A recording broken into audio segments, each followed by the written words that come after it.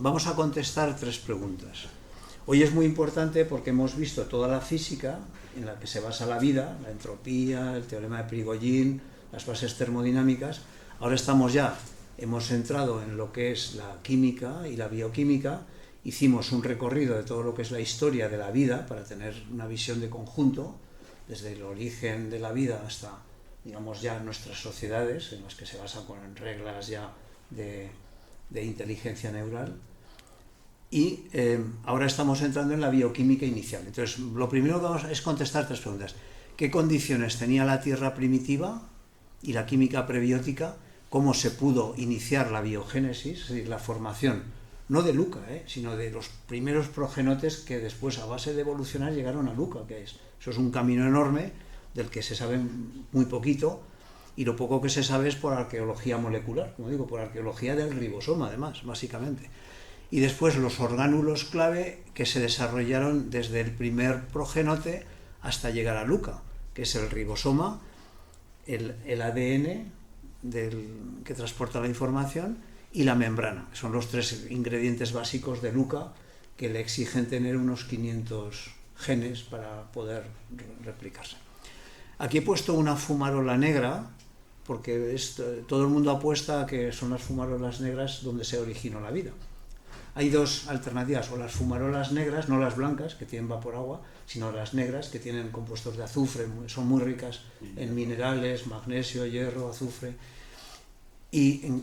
o también las charcas superficiales. Lo que pasa que últimamente, entre los que investigan esta parte del origen de la vida, se piensa, como se han encontrado muchos cóndrulos en zonas. Cóndrulos son esférulas debidas a meteoritos que han caído de altísima energía, que se han fundido y han hecho cóndrulos. Entonces, donde ha habido un cóndrulo, ahí no puede haber vida, porque tiene que haber temperaturas de 4.000 grados del impacto, ¿no? Entonces, claro, el pensar que se formó en charcas la vida, era muy expuesta, ¿no? Entonces se piensa que el fondo de los mares estaba mucho más protegido ante estos eventos tan catastróficos que se repitieron muchas veces. No se sabe, pero ahí se sabe que a lo largo de hace 3.000 millones de años se repetía mucho caídas de grandes meteoritos, que si fueran en charcas posiblemente la vida no estaría. Pero pudo pasar de charcas ciertos elementos al fondo y allí generarse. El modelo que vamos a plantear aquí es de fondo de mar. Ese es el modelo de Jack Szostak, que es premio Nobel de Fisiología y Medicina, y es uno de los que más ha avanzado en esta parte de la bioquímica. Es Jack Szostak. Entonces, esto vamos a verlo. Vamos a centrarnos, siempre pongo este esquema para estar siempre ubicados en el mapa de tiempo, ¿no? Aquí tenemos todo el Fanerozoico.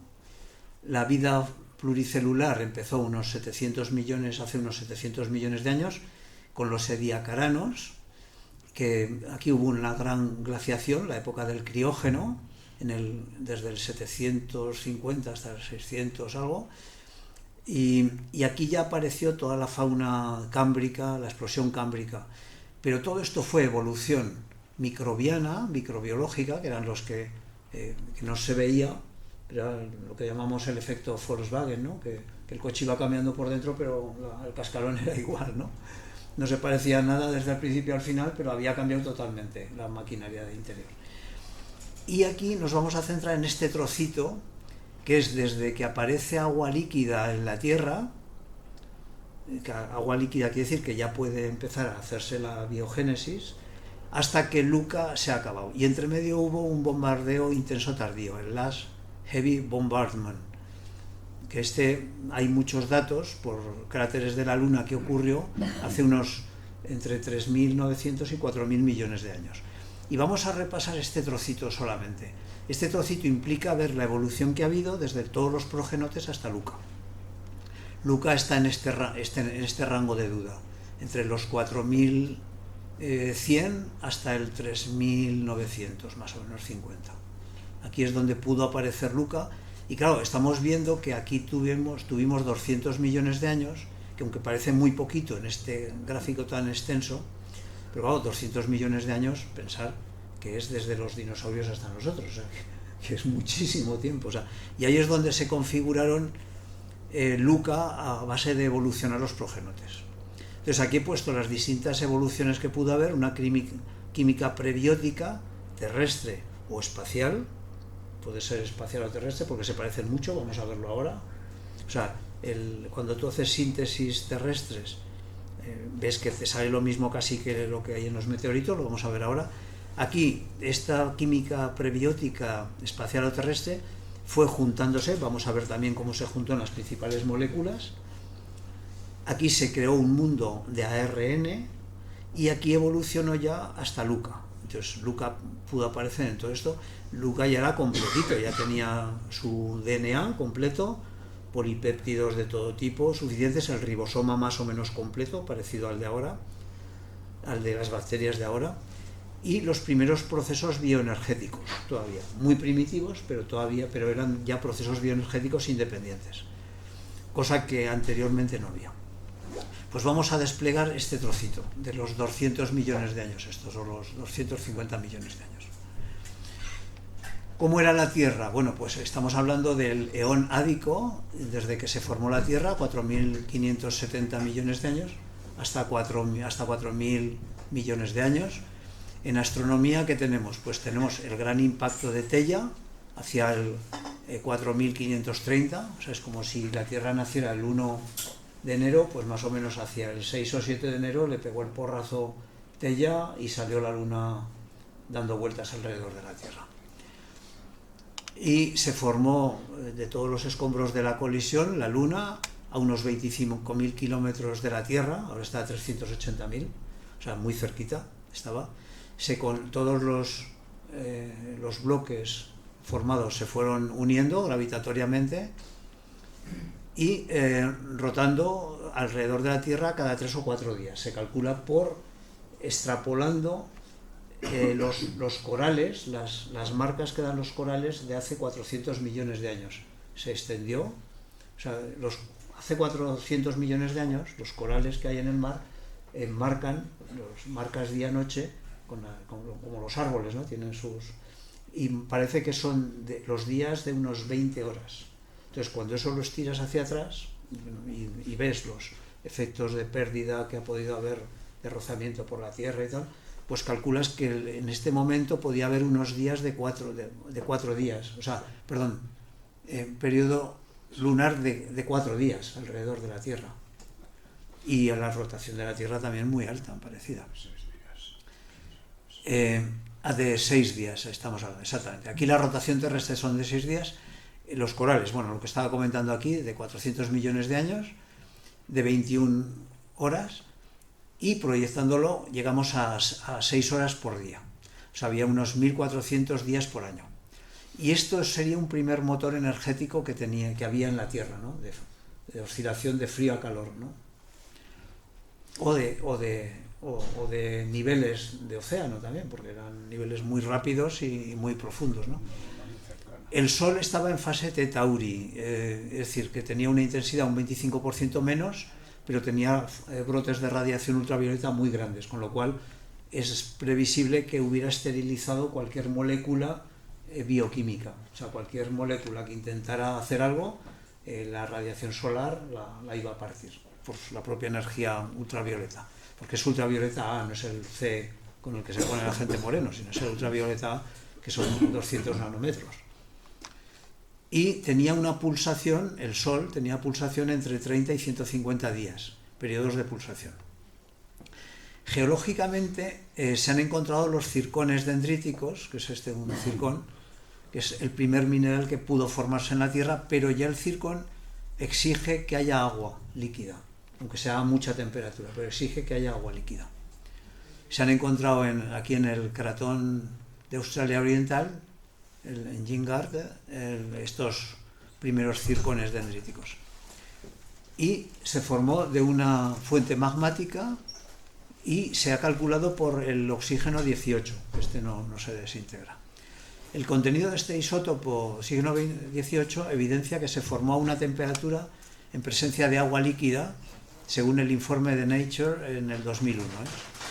Hay ya meteorización de rocas, muy intensa, intensísima. O sea, ya hay un ataque muy ácido sobre las rocas y formaciones de arcilla ya muy tempranas, precisamente porque se aceleró por la temperatura, la humedad y el ácido. O sea, ya se empezaron a formar arcillas desde los feldespatos originales que había en los granitos y basaltos, sobre todo en los granitos. Y la temperatura estimada en superficie de la Tierra era muy alta, era de 230 grados, pero había agua líquida por la presión, porque teníamos una presión mucho más alta en aquella época. Daos cuenta que gran parte del agua estaba en la atmósfera, con lo cual pesaba mucho. Ahora en la atmósfera solo hay aire, pero en aquella época había mucha agua, estaba todo muy caliente y claro, el agua pesa mucho. Es el agua, si tenemos ahora de media en los océanos 3 kilómetros de profundidad media en la Tierra, pues la gran parte de esa agua estaba en la atmósfera, o sea que eso pesaba muchísimo, había una presión atmosférica altísima. Aquí me parece que la he puesto. La temperatura media de formación de zircón en presencia de agua a 230 grados, la radiactividad terrestre era muy alta, se estima entre 10 y 100 milisievert por año. Nosotros ahora, la acumulación es ahora de 1 milisievert por año en nuestra vida normal. O sea, era del orden entre 10 y 100 veces más alta la radiactividad terrestre en aquella época. Actualmente tenemos 0,45 milisievert año en nosotros, en la Tierra, siendo la tolerancia nuestra de 1 milisievert al año. O sea, cuando tienes 70 años, pues normalmente has absorbido y has acumulado 70 milisievert en tu vida, ¿no? La atmósfera estaba compuesta pues de hidrógeno inicialmente y helio al principio, que se perdió gran parte, agua, CO2 y nitrógeno. El agua no procede de cometas, como se vio por la relación isotópica, sino que procede de asteroides. La alta presión atmosférica se calcula que podía ser unas 20 atmósferas. Por eso con 20 atmósferas el agua era líquida a 230 grados. Había mucha presión, una olla a presión. Y la humedad en equilibrio, CO2, a 230 grados en la época de hace 4.400 millones de años. Meteorológicamente estaba caracterizado por vientos zonales, como es Júpiter, porque rotaba muy rápido la Tierra y entonces los anticiclones y los ciclones no formaban como ahora, que forman 3 zonas climáticas, sino que formaban, digamos, cinturones zonales de vientos muy, muy fuertes, ¿no? Del orden de 200 kilómetros por hora. Había lluvias ácidas de condensación y no había protección de ozono estratosférico al no existir el oxígeno. Al no haber oxígeno no se forma ozono en las capas altas en las capas medias de la estratosfera y por lo tanto no hay protección. O sea, entra la radiación ultravioleta a la Tierra directamente. Los océanos tenían la existencia de los circones, implica que ya existía agua líquida en los océanos en esta época y en gran cantidad, ¿no? A 230 grados, con una alta salinidad de cationes, sodio, potasio, calcio y hierro 2, sobre todo hierro 2, que después hizo las grandes condensaciones de hierro que hay en la Tierra, ¿no? De todos los lechos de hierro bandeado que se han encontrado, y iones sobre todo, cloro, sulfatos, etc. Había grandes olas, esto pudo marcar mucho la Tierra. He puesto la fórmula que se emplea en oceanografía para calcular la altura de las olas. Se calculan olas de entre 27 y 32 metros en los mares normalmente, debido a un fetch. El fetch es el tiraje del viento. O sea, si el viento corre a lo largo de 5.000 kilómetros, pues el fetch es 5.000. Y hay una fórmula en oceanografía que se emplea, que es que la altura de una ola es la raíz cuadrada del fetch en kilómetros por hora partido por 2, más o menos. Con lo cual, como se calcula un fetch en los vientos zonales mínimo de entre 3.000 y 4.000 kilómetros, se calculan olas de este tamaño, de 30 metros en los mares.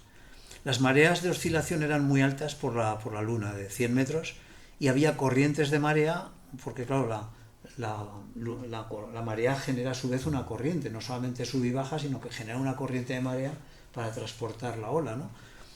Y de corrientes de marea de 200 kilómetros por hora, con una gran erosión en las primeras costas que había y los fondos marinos. Había primero emergió los basaltos, eran cratones de basalto. Después, cuando se formó lentamente, empezó a subir el granito, cristalizaba más despacio, se formó el granito. Como el granito es más ligero que el basalto tiene, creo que tiene densidad 3 y el granito me parece que es 2,7, el granito flota sobre el basalto. Entonces es cuando emergieron los primeros continentes de granito sobre los lechos de basalto que había abajo. Este es el panorama que teníamos en la Tierra en el inicio de la vida, pues. Aquí destacar el experimento que hubo de Miller y Urey, en el que ellos veían que cuando tú haces una mezcla de los gases estos primitivos que se suponía que había de agua, nitrógeno, amonio y dióxido de carbono, les das una descarga eléctrica, condensas, reciclas muchas veces en caliente y aparecen estas moléculas.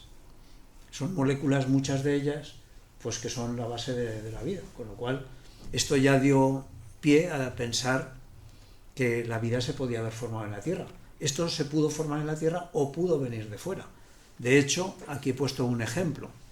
Esto mismo, el meteorito Murchison, en 1969 en Australia, que cayó en la localidad de Murchison, es una condrita carbonácea, que le he puesto aquí uno de los fragmentos, porque cayeron varios fragmentos, unos 100 kilos, pero se esparcieron mucho. Este es uno de los fragmentos que hay en un museo en Australia. Tiene una edad estimada de 6 a 8 gigaaños, 8.000 millones de años. Es más antiguo que el sistema solar. Y ya tiene todas estas moléculas, tiene más de 14.000 moléculas que se han analizado. En el 2010 se llegó a contar ya 14.000 moléculas con estas concentraciones. Tiene aminoácidos racémicos, no quirales, sino ya racémicos, o sea, mezcla de las dos. Hidrocarburos alifáticos, aromáticos, fullerenos, que son los balones de fútbol de carbono en forma de balón de fútbol, ácidos carboxílicos, ácidos hidrocarboxílicos, purinas y pirimidinas, algunas con C13. O sea, estamos hablando de una química prebiótica clarísima, o sea, que no había nada de una química, digamos, como la que se hace en un laboratorio, ¿no? Y coincide con Bennu, el asteroide Bennu, que se acaba de publicar hace un mes o dos, que se cogió una muestra. Bennu es la misión que habéis oído, OSIRIS-REx, que se envió hace unos años y cogió una muestra de Bennu y se ha traído a la Tierra y se ha analizado y han publicado el análisis hace muy poquito. Entonces, coincide, aquí he puesto un ejemplo que he sacado de literatura, donde va comparando el ácido aspartico, el negro es en el meteorito y azul es en el experimento de Urey y Miller. Y vemos que es parecidísimo. Aquí tenemos aspartico, glutamina, alanina, esta es beta-alanina, estos son unos compuestos ABA. ABA es el ácido abscísico, abscisic acid. Abscísico es el ácido que corta el crecimiento en los. Nosotros no lo tenemos los animales, las plantas lo usan muchísimo, es un ácido muy abundante en el mundo vegetal. Y se utiliza, abscísico viene de que corta, ¿no? Abscisa es que corta, es la ordenada y la abscisa que corta, ¿no? Pues abscísico viene que es un ácido, en realidad es un ácido carboxílico, es muy parecido a un azúcar modificado, oxidado, no tiene nitrógeno. Y lo utilizan las plantas como una hormona de corte del crecimiento, o sea, para regular el crecimiento de las plantas. Entonces se obtuvo en los dos, tanto en el de Murchison como en el Bennu, se ha encontrado el ácido abscísico alfa, el beta, porque estos son enantiómeros de la misma molécula. Se encontró también la amino isobutírico, el ácido amino isobutírico, que no lo tenemos los humanos. Este es un aminoácido raro que se ha encontrado en todos los meteoritos, tanto en el de Murchison como en el de Bennu. Y en la vida no está, salvo en los hongos. hay algún antibiótico que tiene este ácido, que se emplea y se ha sacado de un hongo, que ellos sí que lo sintetizan este ácido. Entonces, simplemente, y la isobalina. Entonces, son ejemplos para que veamos que lo que hay en los meteoritos es lo mismo que Milley y Urey hicieron en el laboratorio, o sea, muy parecido. O sea, que al final nos da lo mismo que la vida venga de arriba, como que se haya formado aquí en esas condiciones tan calientes y tan intensas que hubo en la atmósfera primitiva. Al final, las moléculas son las mismas y hay que partir de ellas. Pero ya es un avance, es decir, da lo mismo que venga de fuera como que esté aquí. Entonces, viene incluso de mucho atrás, porque, por ejemplo, Murchison es muy antiguo, es más antiguo que Bennu. O sea, son meteoritos, asteroides muy, muy antiguos. Aquí vamos a pasar ahora a un poquito de química, pero esto no intentéis nada, tomarlo como un... Esto lo enviaré a todos otra vez, porque cada vez que toco esto cambio cosas, entonces lo he mejorado de la versión que envié. Simplemente, síntesis, pues a partir de estas moléculas que hemos dicho ahora, estas primeras moléculas, alcoholes, ácidos sulfónicos, ácido fosfórico, en total unas 4.000 moléculas que se han... en concentración de 4.000 partes por millón, no moléculas, sino... Estos son concentración de partes por millón que había. Se supone, con rutas de síntesis, esto ha supuesto algunos premios Nobel, o premios muy importantes en bioquímica, se ha intentado llegar a los elementos intermedios para la vida ya. O sea, decir, bueno, tenemos unas primeras moléculas, ¿cómo hacemos ahora azúcares, proteínas, o péptidos, o ácidos grasos, o nucleótidos? Entonces, eso es lo que vemos ahora un momentito. Entonces aquí, pues vemos algunos ejemplos, voy a ir muy rápido. El 1 de abril del 19 se publicó la tiuridina. Esta es una molécula muy importante, vamos a ver ahora, porque esta estabiliza mucho la síntesis de nucleótidos. Esto se ha visto, o sea, la tiuridina es importante. Y esto se publicó hace poco y lo publicó Jack Szostak, precisamente, que es el del que hemos cogido la teoría que vamos a ver ahora del inicio de los progenotes. Aquí tenemos otro ejemplo, estamos hablando de carbohidratos, siempre de azúcares, ¿no? Cómo a partir del gliceraldehído se forma el glicoaldehído por rutas de síntesis normalitas, la síntesis aldólica, que se emplea mucho en química orgánica, y Oro en el año 62 consiguió ya esta molécula y Breslow esta otra anteriormente, la ribosa, ¿no? Entonces, simplemente que veáis que esto se puede hacer, se hace en laboratorio. Aquí he puesto arriba una cosa importante. Desde hace una década ya no se utiliza la química se utiliza precisamente la química de sistemas, no como hacía John Oro, que iba molécula a molécula, juntaba una con otra a ver qué salía. Ahora se meten todas juntas, se modeliza por inteligencia artificial y se ve qué sale, pero ya se hace con paquetes de miles de moléculas a la vez, las que se supone que había inicialmente. O sea, pero en lugar de ir de una con otra, se hacen todas a la vez, porque están apareciendo interacciones muy interesantes que no se sospecha cuando vas de una con otra. O sea, cuando hay muchas en conjunto, entre ellas a veces hay catálisis insospechadas que aparecen y se están analizando ahora. Pero esto es muy reciente, esto se está haciendo en este momento. Pero bueno, que veáis que se pueden conseguir ya ribosas mediante síntesis muy normales en esas condiciones. Pasamos a otro, a las bases que tiene el ADN y el ARN, las purinas y pirimidinas. Son estas 5 y ya vemos que se pueden hacer. O sea, que se pueden ya Oro en el 61, esto es por lo que este hombre se hizo muy famoso, es precisamente la síntesis de la adenina.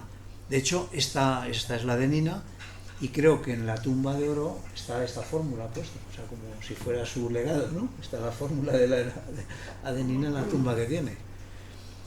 Y esto ya en los años 60 ya se consiguió a partir del ácido cianhídrico, esto está en este momento resuelto, a partir del ácido cianhídrico se consigue prácticamente llegar a las bases púricas y pirimidínicas que tenemos en el ADN y en el ARN.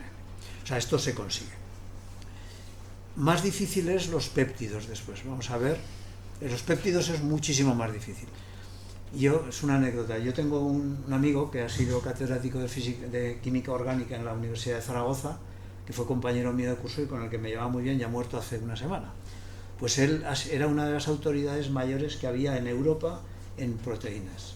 Y yo con él he hablado mucho de esto y él me dijo que sintetizar proteínas, bueno, como he estado muchas veces, que era muy difícil. O sea, que realmente él era una autoridad en el mundo en proteínas, en síntesis. Y él me decía que era muy difícil. O sea, él fabricaba aminoácidos, tenía unos estudios brutales, pero el pasar de aminoácido a proteína, que es lo que hace el ribosoma, es muy difícil, para que veáis la importancia del ribosoma, ¿no?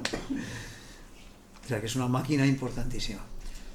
Bueno, pues aquí intervienen incluso ya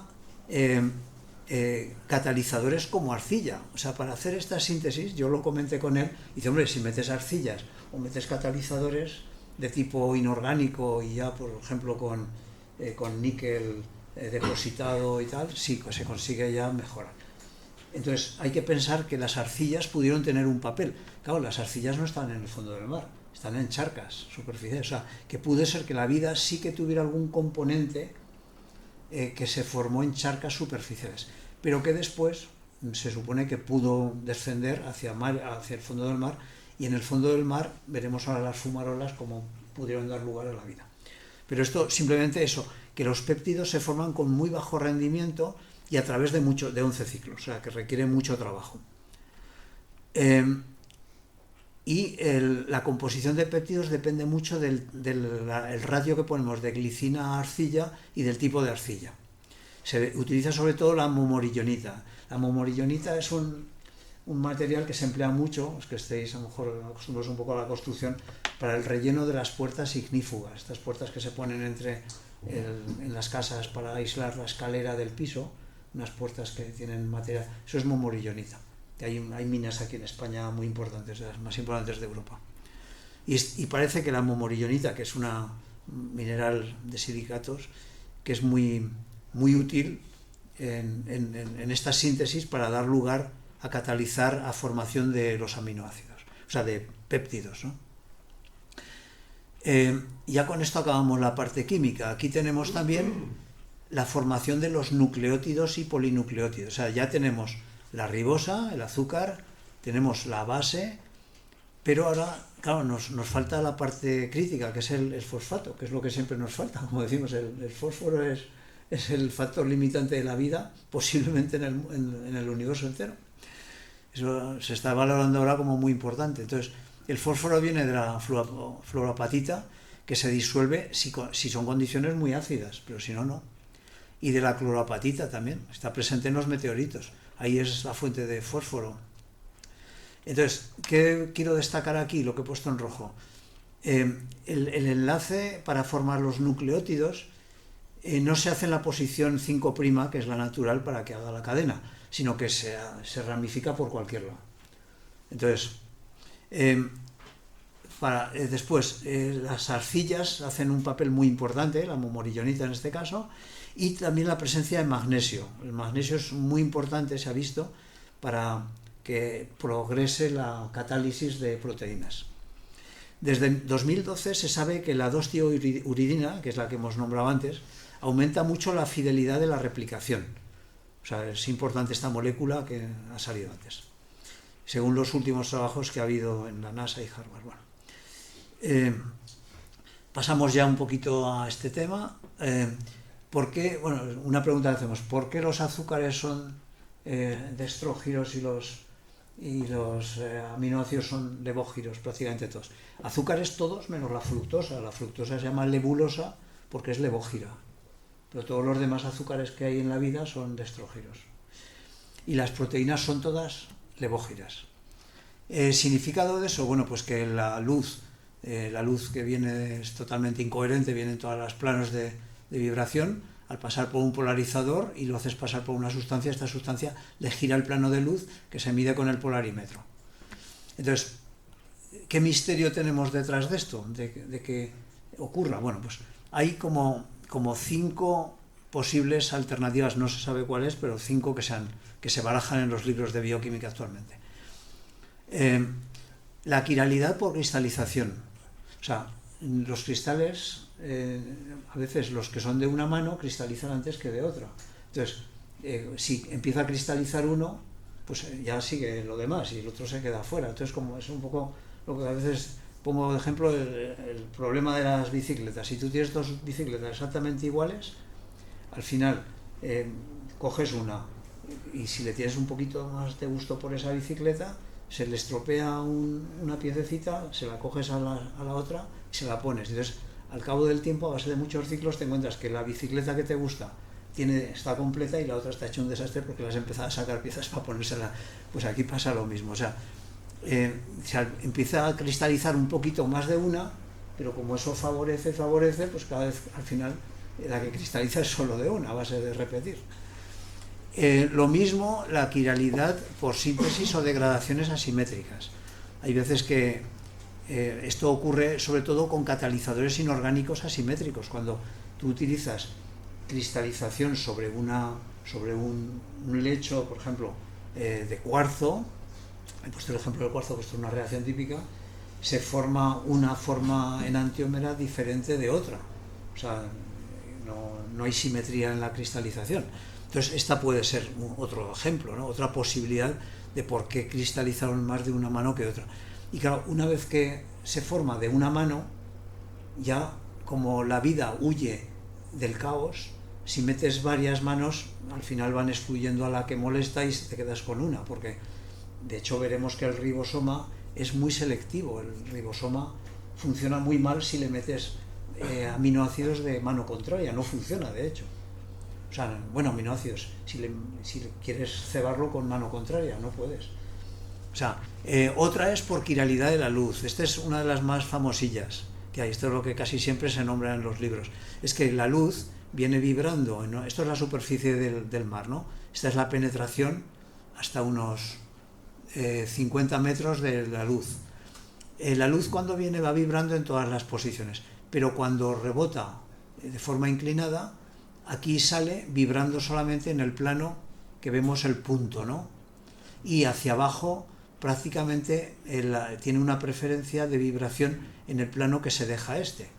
Entonces, lo que penetra en el mar es selectivo, está polarizado ya. Esa es luz polarizada. Entonces, esta polarización selectiva, con el máximo ángulo que se llama el ángulo de Brewster, que para el agua son 53 grados, hace que la componente de esta luz que penetra en el agua sea mucho más polarizada que la luz normal. Entonces, si un compuesto, un azúcar, es levógiro y le llega una luz levógira, va a reaccionar mucho más rápido que si es de estrógiro. O sea, porque si es de estrógiro no ve la luz, ¿no? En cambio, si es levógiro, el cristal es levógiro y la luz es levógira, hacen resonancia entre ambos y reacciona. Y si no, no. Esta sería una explicación de por qué se ha hecho selectividad en ciertas componentes, ¿no? Por la polarización de la luz en el mar. Y otra posibilidad es el origen de la eficiencia de síntesis proteica en el ribosoma. Esto lo he incluido, no lo había incluido en la versión anterior y ahora sí, porque cuando me he puesto a trabajar bastante sobre el ribosoma no me acordé de ponerlo y me ha parecido como un dato bastante importante. El ribosoma es muy selectivo a la síntesis de los aminoácidos de mano izquierda. Y una teoría un poco un poco surrealista, pero que se publicó en un libro por Abdus Salam, fue premio Nobel de Física en el 79. Abdus Salam es el que hizo la teoría electrodébil, o sea, la teoría de unir la fuerza débil con la eléctrica, ¿no? Y la rotura espontánea de simetría. Esto tuvo el premio Nobel junto con no me acuerdo. Bueno, Weinberg, sí, y otro más que estuvo. Y entonces este dice que debido a las fuerzas, al decaimiento beta, el decaimiento beta no conserva la paridad. Entonces él dice que hipotéticamente es posible que el átomo de carbono no sea simétrico totalmente, sino que tenga una ligerísima asimetría debido a la asimetría propia de la polaridad que da el decaimiento beta, ¿no? La fuerza débil. Pero en los cálculos que él estimó, dice que hay una proporción de 10 elevado a 16 átomos de carbono de una mano respecto de la otra. El ratio sería 10 elevado a 16 más 1, es decir, poquísimo. Pero dice él que, claro, esto al principio los primeros seres serían racémicos, pero a base de repetir y repetir se irían concentrando. Claro, es muy poquito, pero como las reacciones han sido tan numerosísimas desde hace 4.000 millones de años, claro, daros cuenta que las reacciones bioquímicas, al final de la charla lo he puesto un ejemplo. Nosotros, las reacciones que hace nuestro ribosoma, los ribosomas que tenemos en el cuerpo, son tantas como estrellas hay en el universo. Lo he puesto y vamos a entrar en eso, es muy interesante. Es 10 elevado a 22 cada segundo. O sea, la cantidad de reacciones que ocurren es brutal, tantas como estrellas en el universo. Si tenemos que hay 100.000 millones de galaxias por 100.000 millones de estrellas por galaxia, salen 10 elevado a 22 estrellas en el universo. Ese es el número de reacciones que hacen los ribosomas en un cuerpo de 60 kilos por segundo. Ahora entramos en el cálculo. Es muy... Vale. Entonces, él dice que debido a esa cantidad de reacciones se ha concentrado y al final han quedado pues el que tenía un poquitico mejor de energía. Y entonces, esta es otra. Ninguna de estas se ha comprobado, ¿eh? O sea, simplemente que son hipótesis curiosas todas, pero que no se sabe. Aquí he puesto la descomposición del cobalto 60, asimétrica, como ejemplo de la asimetría beta, de la rotura de la polaridad. Vale. Y aquí ya vamos a los ingredientes básicos de la vida, que vamos a ir viendo sobre todo en las siguientes charlas. Tenemos lo que tenemos aquí, las piezas principales. Por un lado tenemos las bases. Claro, tenemos el fosfato y las bases. Y la ribosa. Estas son las piezas bases de los ladrillos de la vida, básicamente. Entonces, estas ya se consolidan en una segunda etapa, formando ATP, como sale siempre, que es el transductor de energía por excelencia, es lo que transporta energía, porque tiene unos enlaces muy potentes. El enlace fósforo-oxígeno es muy energético y además es muy fácil romperlo y construirlo, con lo cual es el mejor transductor que en química existe para transportar energía, el ATP. Tenemos el NAD, que es una de las cosas que nos va a aparecer por todos lados, que es una oxidorreducción, es decir, el NAD se pierde 2 electrones y gana un protón y 2 electrones y se transforma en el NADH. Esta reacción va a ser básica para todos los ciclos que nos vamos a encontrar de ahora en adelante en la base de la vida. Lo mismo el FAD. El FAD y el NAD trabajan en paralelo casi. Y después está otro que es el NADP, que también hace lo mismo. O sea, el NAD, el NADP y el FAD hacen lo mismo. Son simplemente como pilas de reacción que oxidan y reducen, como una pila, igual. O sea, son agentes de potencial eléctrico para hacer ciclos como si fuera una pila.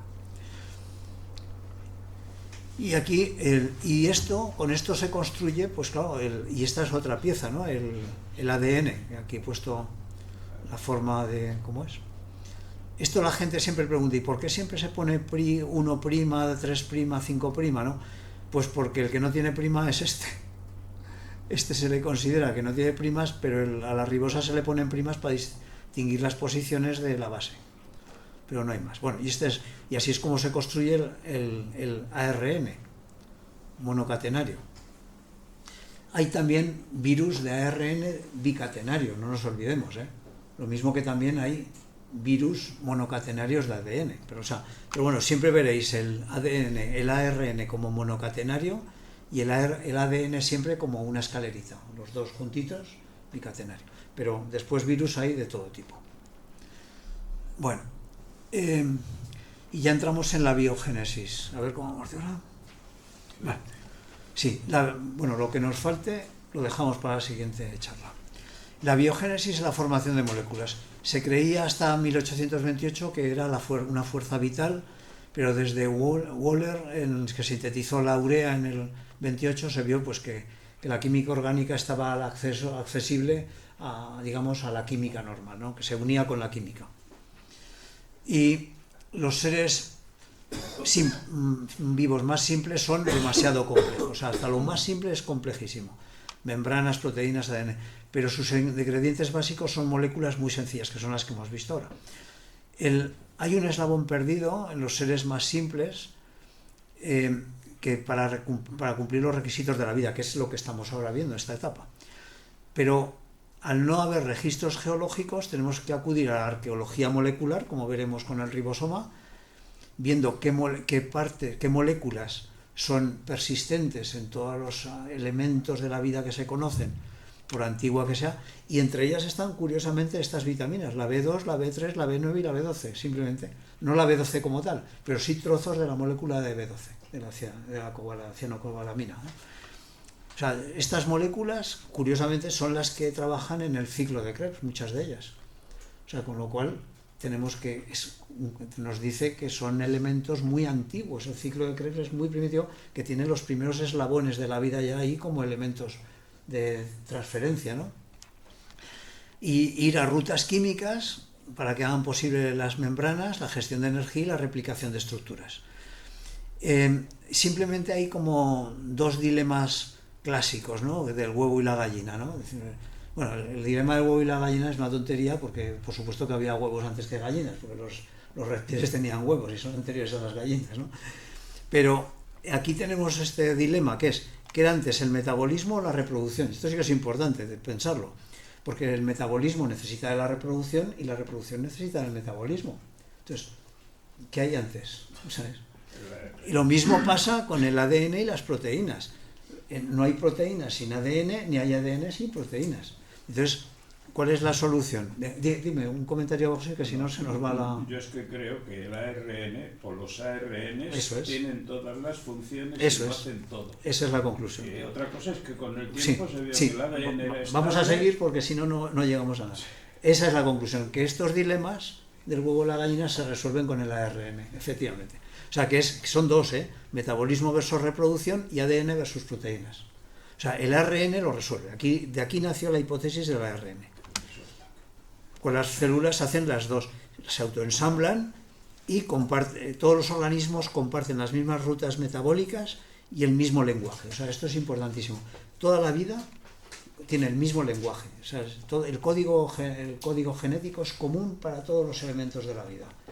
Ahora se está trabajando, lo nombraré en lo que se llama el código expandido de la vida. Se está trabajando ahora en hacer que codones se utilicen para sintetizar otras proteínas que no son las 20 principales de la vida. Se está trabajando mucho en eso. A mí me da hasta miedo, por lo que he leído, porque ahí puede salir cualquier cosa. O sea, pues están tocando la máquina fundamental, Y entonces, pero lo que tenemos claro es que la vida actual tiene el código genético es universal y las rutas metabólicas son universales para todo ser vivo. ¿Qué se llama ruta metabólica? Pues las rutas que generan energía, todas las rutas que nos van a dar ciclos de energía. Ahora veremos alguna. Sí, todas.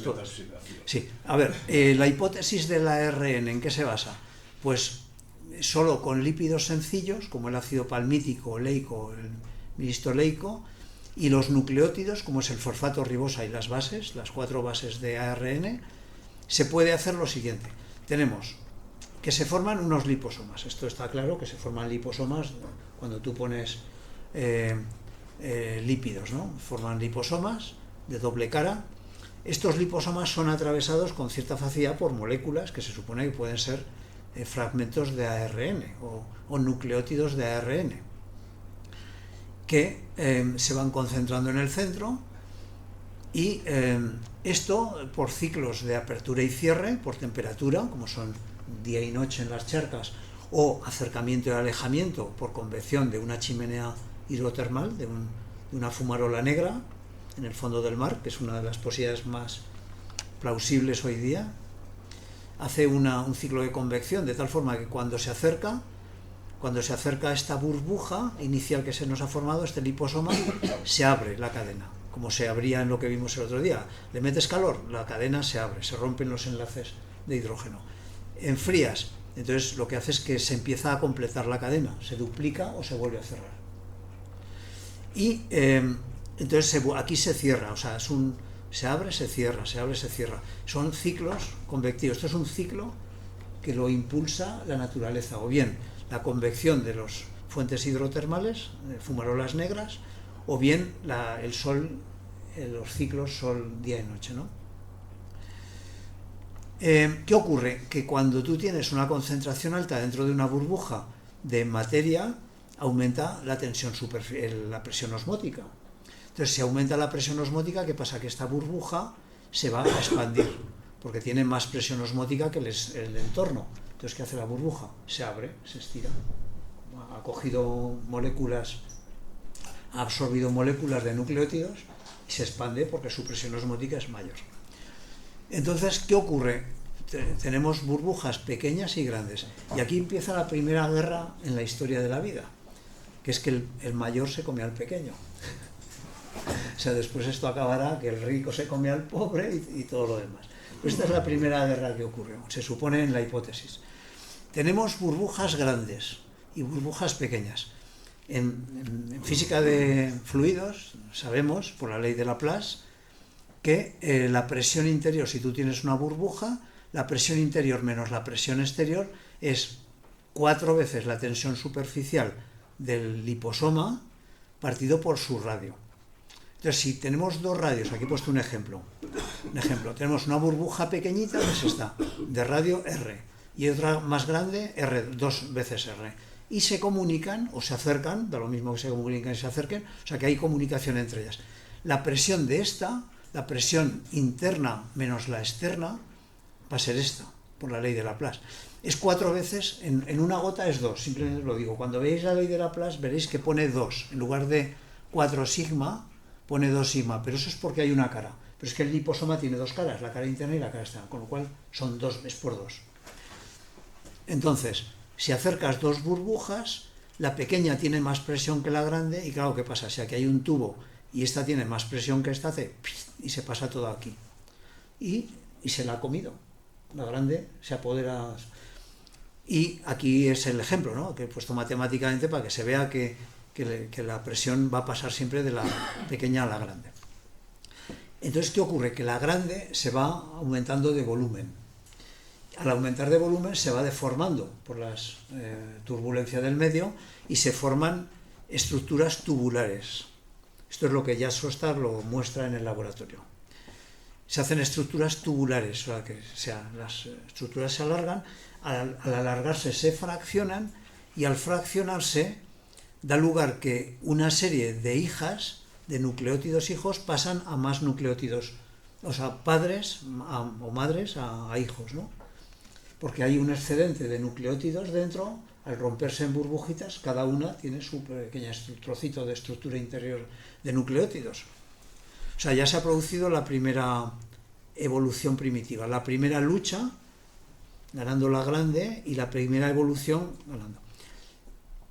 Esto estamos lejísimos del ribosoma, esto es tan primitivo que esto no tiene nada que ver. Esto es como un primer paso para que empezara a ver algo, a partir de lo cual evolucionar, como vamos a poner aquí ahora, la velocidad de apertura y cierre de cadenas replicadas será mayor. Los nucleótidos que tienen enlaces que facilitan la apertura y cierre más rápido dominan en la población. O sea, ya empieza a competir por velocidad la vida. Cualquier variación que aumente la velocidad va a ser seleccionada, va a apoderarse sobre las más lentas, ¿no? Una mutación en un interior más una selección natural, va a haber un aumento de información. Entonces, aquí va a haber una cadena, o sea, una célula que tiene una estructura formada más una que la tiene desordenada, se van a juntar y va a dar una estructura ordenada por complementariedad de los nucleótidos.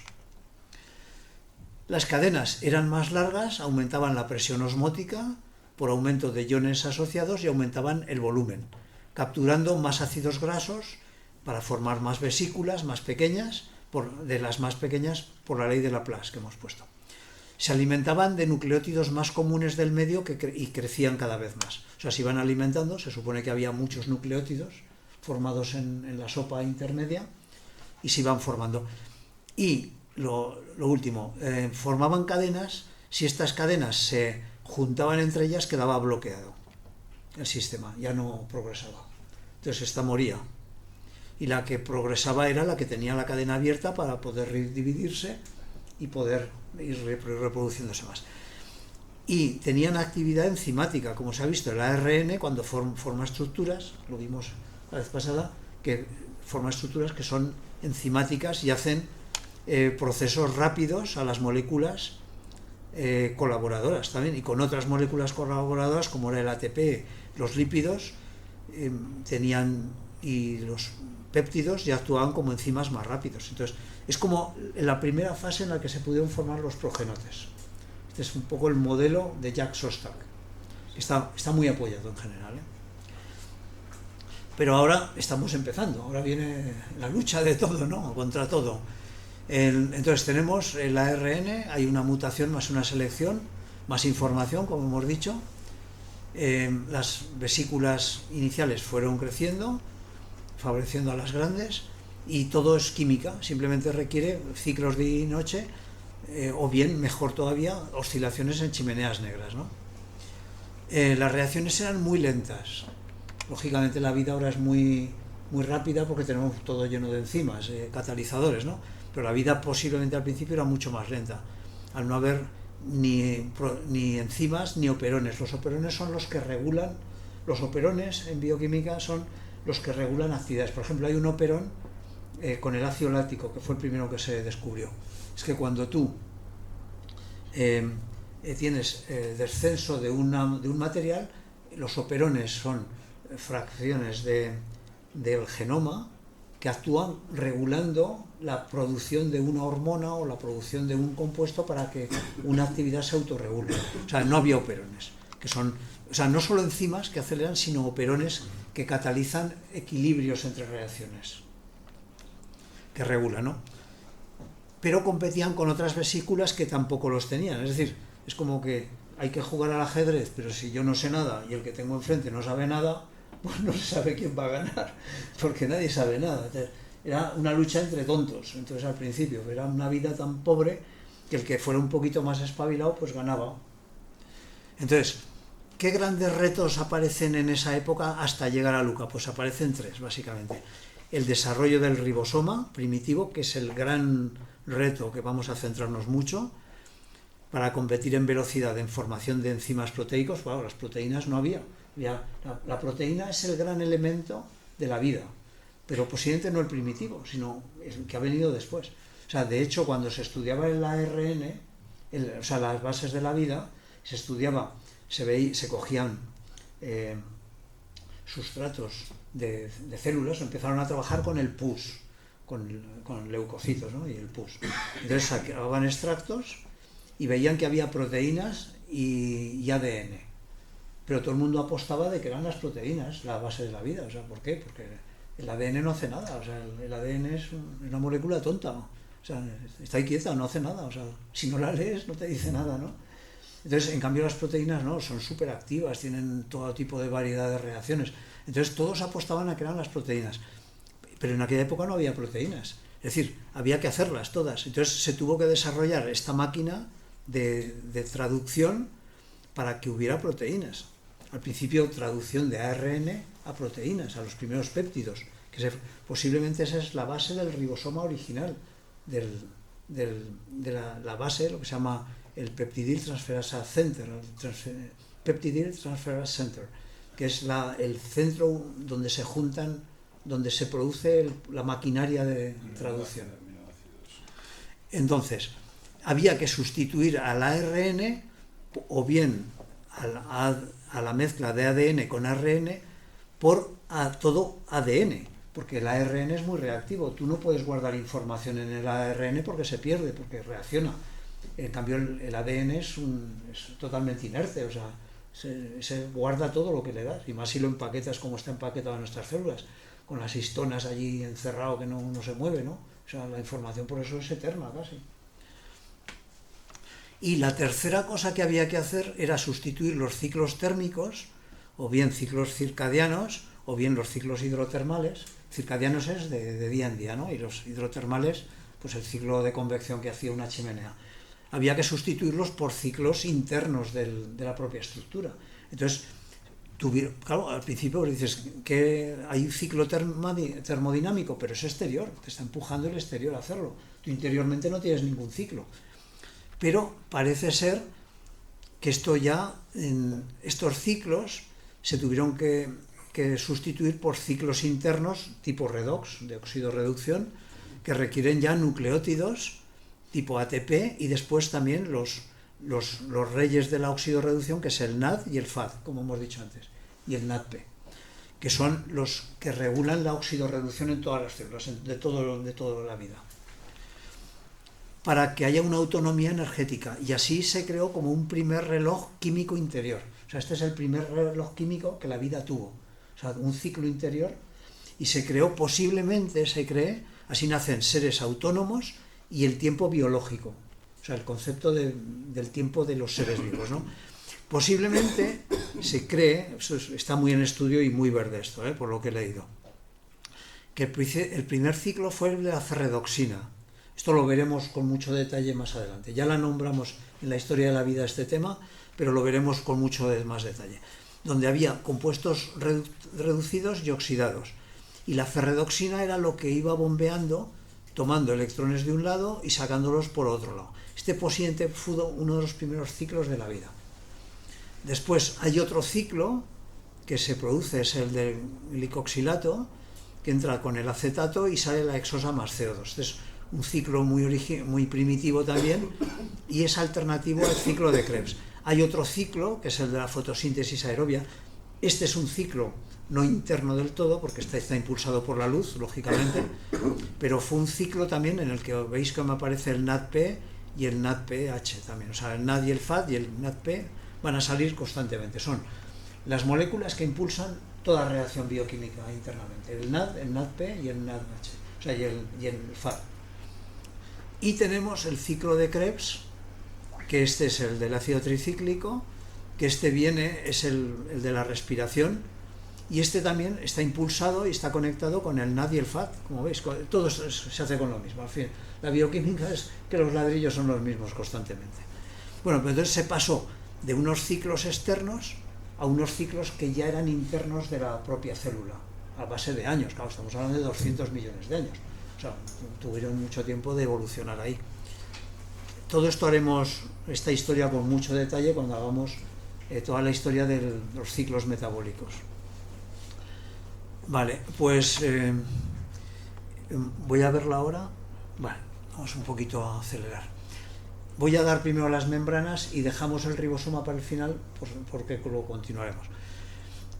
Bueno, los ciclos bioenergéticos en el mundo ARN. Solamente había 3 tipos de enlaces. O sea, tenemos por un lado los liposomas, que tienen una energía de formación de 0,1 electronvoltio y un aumento de entropía al formarse. Hace un aumento de entropía al formarse el liposoma muy pequeñito, aunque aumente el orden, pero también aumenta la entropía. Esto es una sorpresa, realmente, pero bueno, es así. Lo he visto en los libros que está demostrado así. Después, un enlace muy importante en energía es el de oxígeno fosfato, que es la base del ATP, que son 5,2 electronvoltios.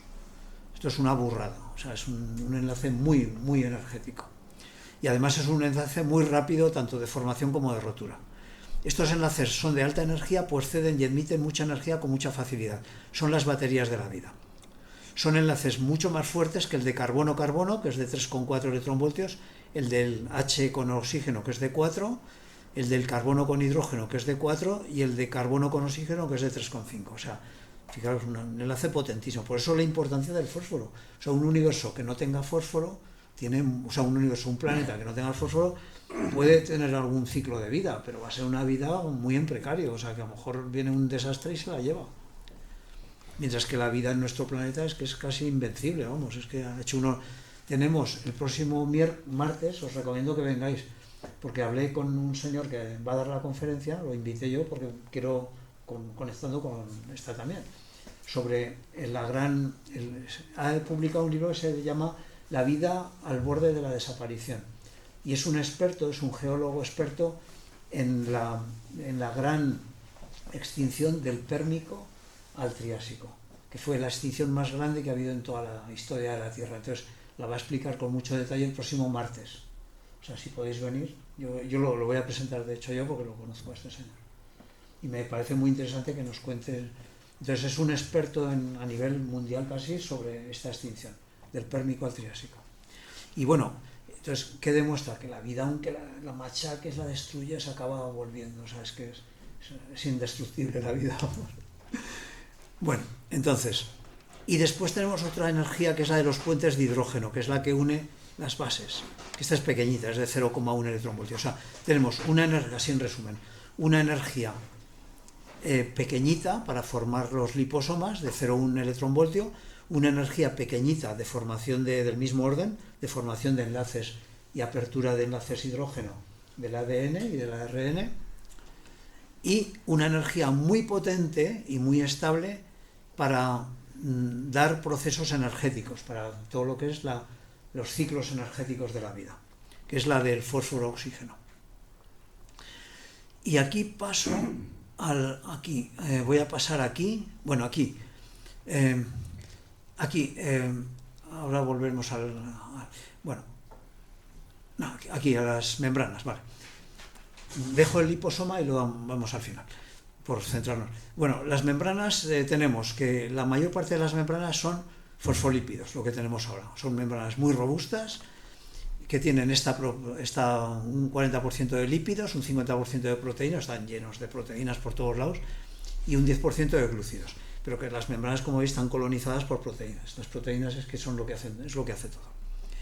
Y en la parte lipídica son fosfolípidos, como veis, no son los ácidos alifáticos que teníamos al principio, que eran el ácido oleico o el palmítico, o sea, sino que son ya que tienen aquí una cabeza, en la zona de la glicerina se les ha acoplado un fosfolípido. Ahí va, aquí esto no es carbono, esto es fosfato, ¿eh? Uy, aquí esto es un error, lo tengo que cambiar. Esto es fosfato. Esta C es fosfato. Vale, y aquí tiene pues la colina, que es un amonio cuaternario, tiene otras moléculas. Pero ya en la cabeza esta la hace muy polar, la hace especialmente polar y muy robusta. Estas son las proteínas. Y las proteínas tienen, las bacterianas tienen como base fosfolípidos, reforzados por proteínas glucolípidos y opanoides, en lugar de colesterol, y forman sobre todo la mureína. Puede ser una mureína muy gruesa, como en las gram positivas, o muy delgadita, como en las gram negativas, donde casi no se fija el yodo. Y los poros, tiene poros del orden de 0,5 nanómetros, están totalmente porosas, ¿no? Y hay dos tipos de transportes a través de ellas. Claro, las membranas sirven de protección, pero de transporte selectivo, ¿no? Entonces hay dos tipos de transporte, sin gasto de energía, que es por difusión simple, como pasan los gases, el oxígeno y el nitrógeno pasan, o lípidos, o medicamentos lipídicos, pasan los medicamentos, sobre todo psicótropos, pasan muy fácilmente por las membranas lipídicas, y también pasan los iones, difusión simple, los iones también, sodio, potasio, cloro, o bien facilitada por proteínas. Ahí las proteínas facilitan que pasen selectivamente unos aminoácidos u otros no. Y también el transporte activo, hay transporte que gasta energía, que lo tiene que hacer mediante un bombeo. Sobre todo esto se hace mucho en la respiración celular y en las neuronas, en las paredes neuronales y en la fotosíntesis. Las cadenas de transporte electrónico se hacen así también, o sea, a base de bombas sodio-potasio o calcio. Son bombas que utilizan ATP, como gastan muchísima energía fabricando ATP, para que bombee y pasa el sodio de forma selectiva en las neuronas. Y esto es, bueno, ¿qué pasa en las primeras células? Las primeras células posiblemente eran lípidos muy simples, ácido palmítico que está en los meteoritos, o sea, eso se forma en los meteoritos, o se forma en la Tierra en los experimentos de Urey, por ejemplo. Pero se ha visto que los fosfolípidos no estaban. Los fosfolípidos se han tenido que ir añadiendo después. Pero hay una ley muy interesante, que es la que se llama la ley de Hamilton, el Hamilton Desorption Rate, es que cuando tú pones el CO2, por ejemplo, sobre el pulmón, pones CO2, absorbe la membrana del pulmón, CO2, y la desorbe a la misma velocidad. Pero resulta que esto no ocurre con todo, que las membranas estas, por ejemplo, tienen una velocidad de absorción de fosfolípidos. Si tú tienes una membrana de palmítico, de ácido palmítico, absorbe muy rápido a los fosfolípidos, pero los desorbe muy lentamente. ¿Qué ocurre? Que cada vez se enriquece más de fosfolípidos. Esto se hace en laboratorio y se ve así, ¿eh? Con lo cual, una membrana de un ácido palmítico u oleico sencillo, si le vas poniendo fosfolípidos, al final se va enriqueciendo en fosfolípidos porque coge mucho más rápido de lo que los desorbe. Entonces, al final, son todos fosfolípidos. Por eso nuestras membranas son de fosfolípidos. Se han apoderado los fosfolípidos y han expulsado al ácido palmítico. Simplemente comentar esto. Y esto, ¿qué hacen las membranas? Pues esto. Bueno, y esto lo comentamos... no, esto después. Vamos al ribosoma a empezarlo un poquito. Vale, en el marco de los progenotes, hasta Luca, Luca se postuló por Brenner en 1993. Entonces, Luca es un concepto genético, o sea, el origen es por genética. Se ha visto por análisis genético que cuando juntas todas las ramas, todos los clados de la vida, parece que tienen tendencia a empujar hacia un clado original que tenía estas bases que hemos dicho, los 500 genes, lo que hemos dicho de Luca siempre, ¿no? ¿Y qué hacía Luca? Pues tenía que gestionar energía con ATP, GTP y UTP, que es lo mismo, es adenina trifosfato,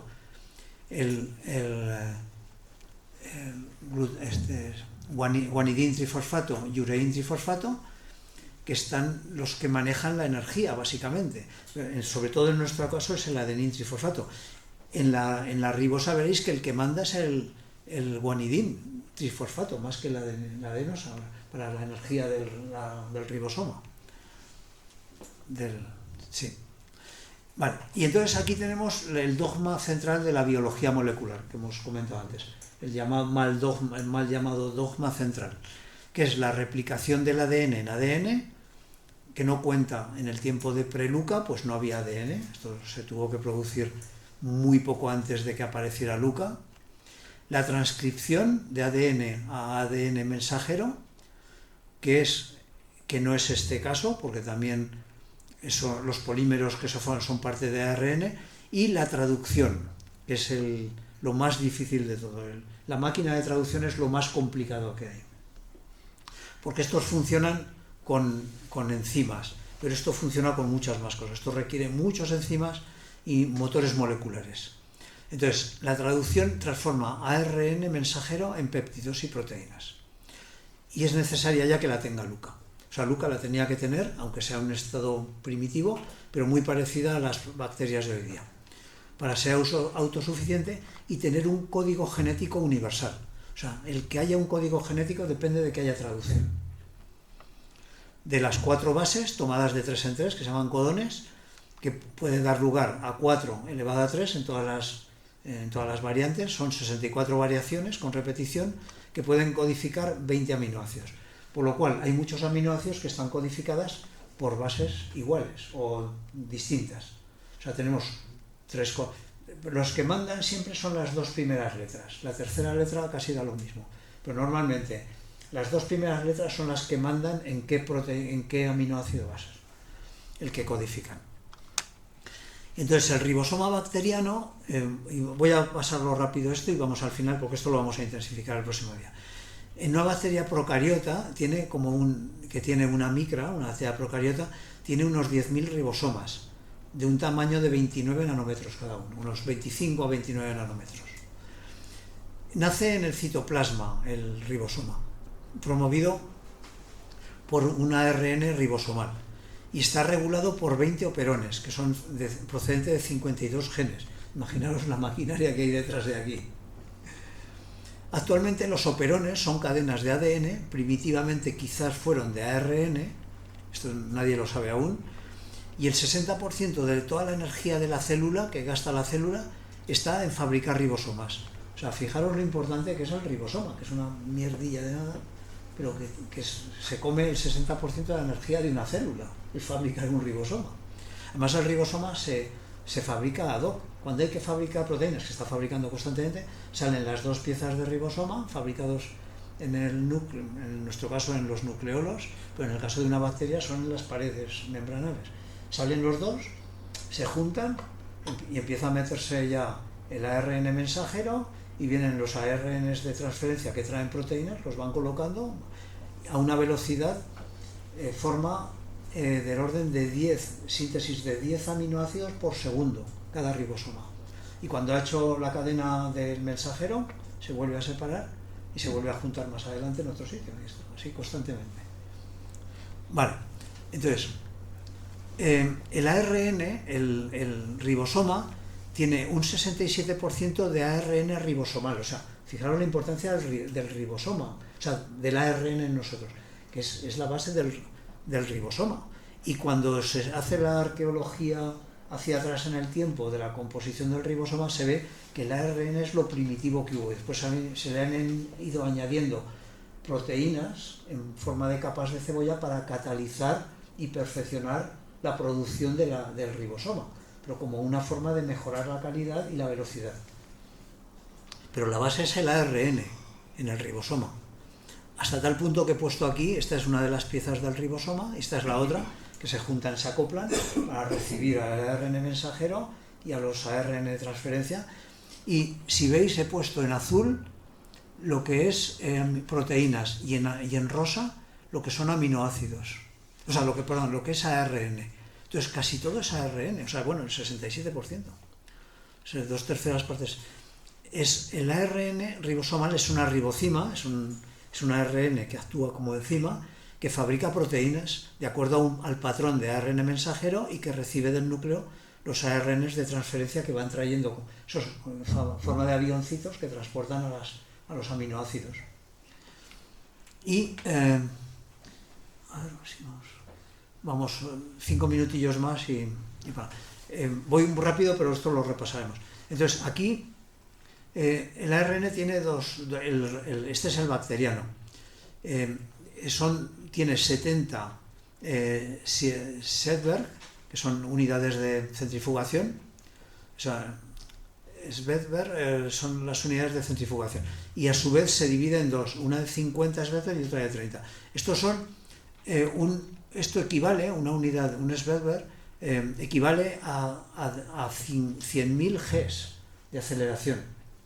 Fijaos que a los astronautas los ponen a 10 Gs, y después cuando tú pones a 100.000 Gs una ultracentrífuga, se te van separando estas fracciones y se te separan las distintas piezas del ribosoma, y así es como se van estudiando. Desde 2005 se está investigando mucho las partes del ribosoma de los progenotes, por arquitectura, por geología molecular, por decir así, ¿no? Y parece ser que la evolución del ribosoma no fue lineal. Esto lo vamos a demostrar el próximo día viendo cómo se fue formando con las redes de proteínas de proteínas y de ARNs que se iban metiendo allí. Bueno, es una máquina complejísima, esto lo veremos todo esto con más detalle. Donde va entrando, aquí viene el avioncito con el... A ver, si lo tengo... Mira, aquí se ve mejor. Aquí viene el avioncito que es el ARN mensajero con un aminoácido, entra por aquí. Este es el proceso anterior, posterior y salida, es ante, post y exit de salida. O sea, entra un aminoácido, aquí pasa a la parte, da un tirón hacia aquí, lo pone en esta posición P, aquí lo acopla con la cadena que estaba saliendo y le une el aminoácido, y así forma una proteína concreta que es el patrón que le ha venido de aquí, del núcleo, el ARN mensajero que tiene que replicar. Cuando se acaba la cadena de ARN mensajero, el ribosoma se separa en las dos cabezales y a otra cosa, y a fabricar otra cosa. Entonces, une a una velocidad de 10 por segundo, a 10 por segundo, fijaros qué reacciones más rápidas, Pero las reacciones que hace el ribosoma son del orden casi de 100 reacciones por segundo. O sea, 10 por segundo es la unión de la proteína, pero antes de eso tiene que hacer una reacción de recepción complicadísima, porque tiene que reconocer al ARN mensajero que es el correcto, tiene que valorarlo, pasarlo a la posición.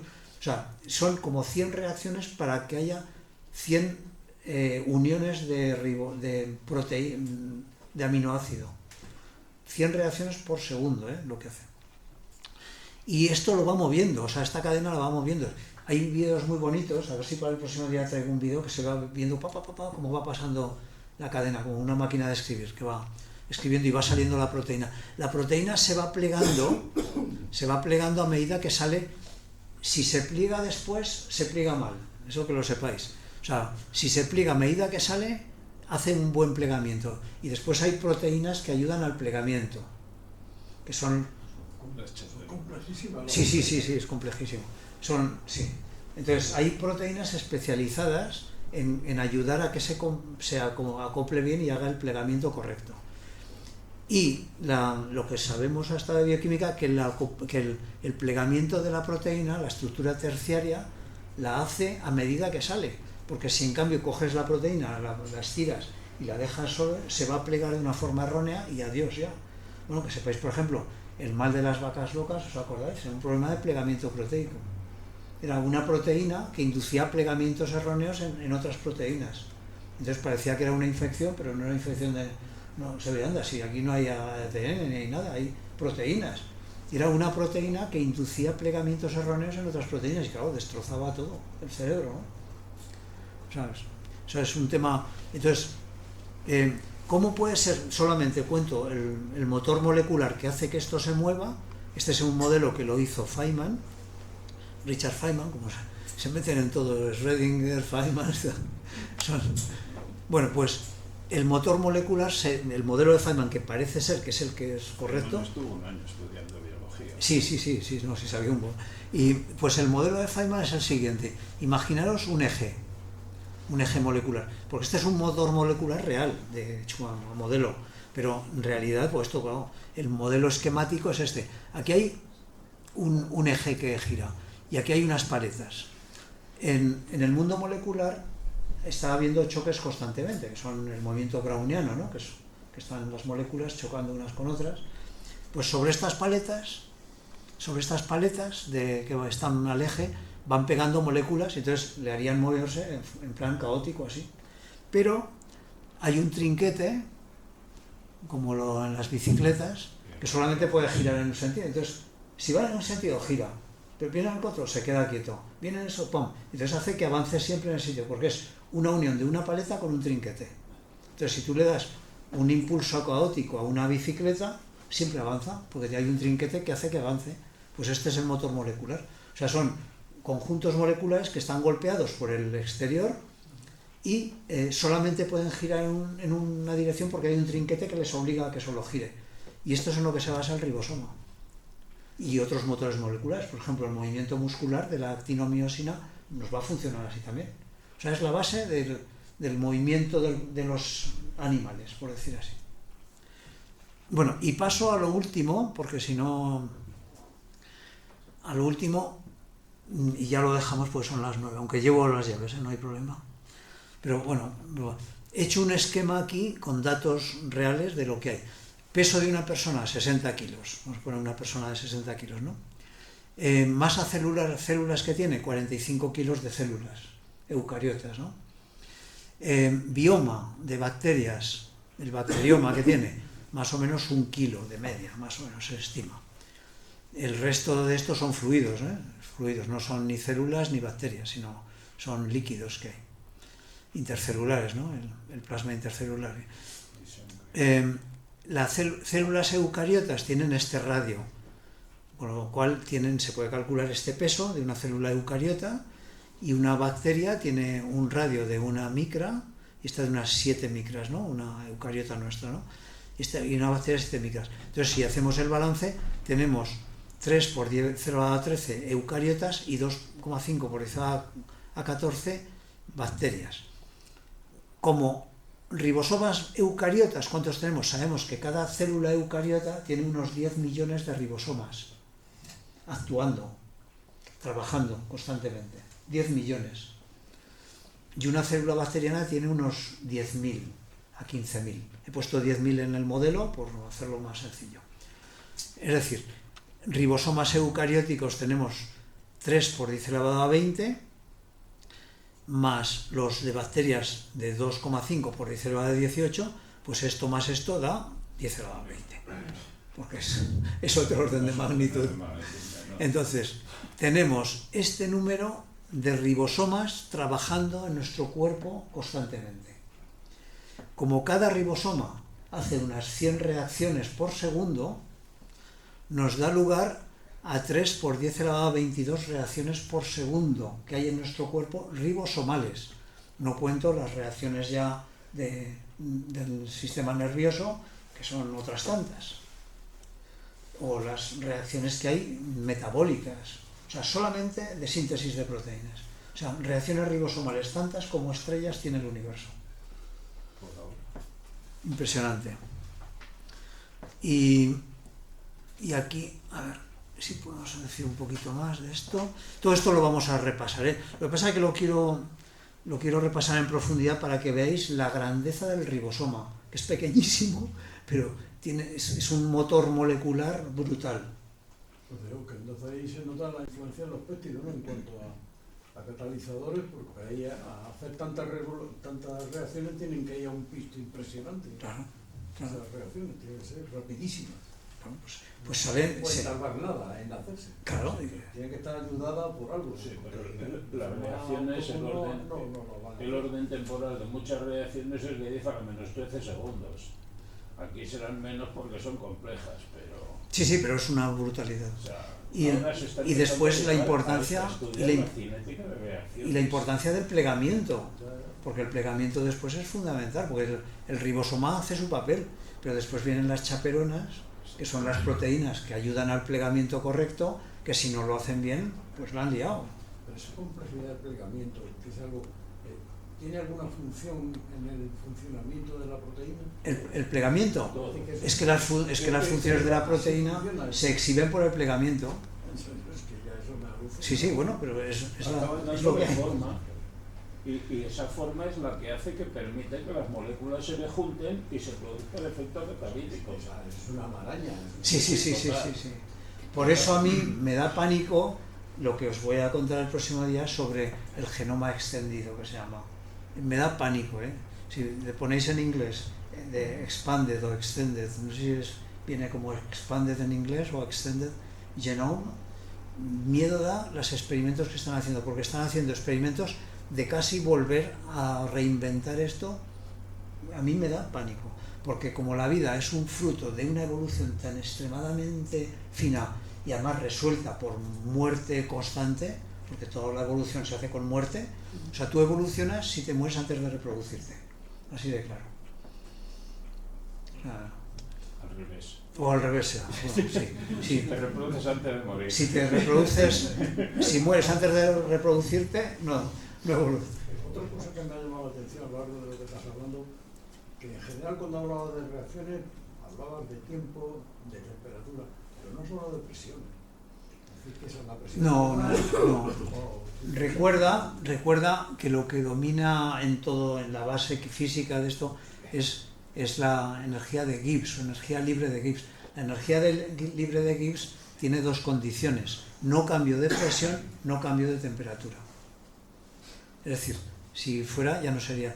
¿Por qué? Porque la presión a la que está la Tierra es constante, es la presión atmosférica. Sí, es así.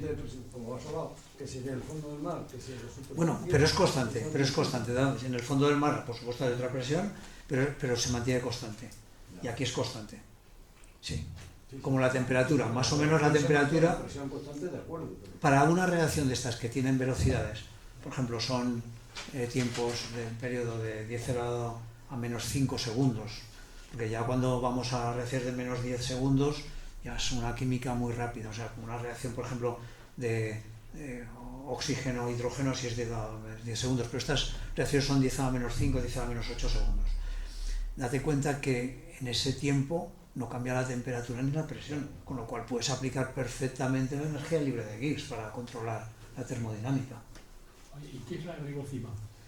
La ribocima es un ARN que actúa como enzima, como catalizador. Son los primeros catalizadores que hubo eran ribocimas. Esa mezcla de ribo con enzima. ARN con función enzimática. Exactamente. Que normalmente son esos que se pliegan sobre sí mismos y tienen formas raras. En la charla anterior lo vimos. Un ARN, por ejemplo, un ribocima aquí podía ser sin ninguna duda, ¿eh? Esto sería un ribocima. O sea, un ARN que adquiere una estructura plegada sobre sí mismo, pero que sí que tiene zonas polares que pueden catalizar reacciones. ¿Queréis alguna pregunta más o un comentario más? Los aminoácidos racémicos, ¿qué son? Los que son mezcla de levo con dextro, o sea que giran. Esto fue un misterio muchos años, lo cuento así ya para cerrar. Mira, bueno, lo cuento que se grabe también. Esto, en la época de Pasteur, que fue el primero que encontró la diferencia entre los racémicos, había un ácido que era el ácido racémico. Y había otro ácido, que los químicos lo manejaban, que era el ácido tartárico. Entonces, el ácido tartárico es el residuo que queda en las cubas de vino, unos cristalitos, que es tartárico. Y veían que se comportaba distinto del ácido racémico, pero no lo entendían los químicos porque cuando hacían la composición veían que era lo mismo. Entonces, llegó Pasteur, porque había muchas luchas hubo ahí entre Biot y químicos franceses, ¿no? Y fue Pasteur el que microscópicamente fue aislando cristal a cristal con un microscopio, separando los cristales de una mano y los de otra. Y se dio cuenta que el ácido racémico, cuando lo cristalizaba, le cristalizaba de las dos maneras. Unos cristales eran de una mano y otros de otra. Y decía, anda, los de una mano son iguales que los del ácido tartárico. Entonces dijo, anda, pues es el ácido tartárico, claro que lo es. Lo que pasa es que el racémico tiene las dos manos. Cuando hablamos de manos, eso ocurre porque hay un carbono. Entonces hubo también otro debate, claro, oye, tú coges un carbono, le pones un hidrógeno aquí, otro hidrógeno aquí, y un cloro aquí y otro cloro aquí, y eso siempre lo puedes poner uno encima de otro que te encajan. Pero claro, no contaban que el carbono era tetraédrico. Ellos lo veían siempre mentalmente como en un papel, como se hacen las fórmulas. Entonces esto fue lo que rompió el esquema, en la época ya posterior a Pasteur. Porque, no, es que al ser tetraédrico, aunque tenga dos hidrógenos, con dos hidrógenos, tú, si sobre un carbono pones 4 radicales distintos, ya no puedes, ya se mira al espejo y ya es distinto. Ya tienes las dos formas. Entonces, un racémico es que tiene las dos manos. Entonces, los enantiómeros son cada uno de los dos, el de derecha y el de izquierda, que corresponden a carbonos que tienen todos sus sustitutos distintos. Entonces tú, como nuestra mano no la puedes superponer. O sea, se miran al espejo, pero no se superponen. Esta mano es imposible superponer. Tú pierdes un guante y tienes que comprarte un par de guantes. No te vale otro guante igual para la otra mano. Pues lo mismo. Ese es ¿Alguna preguntilla más?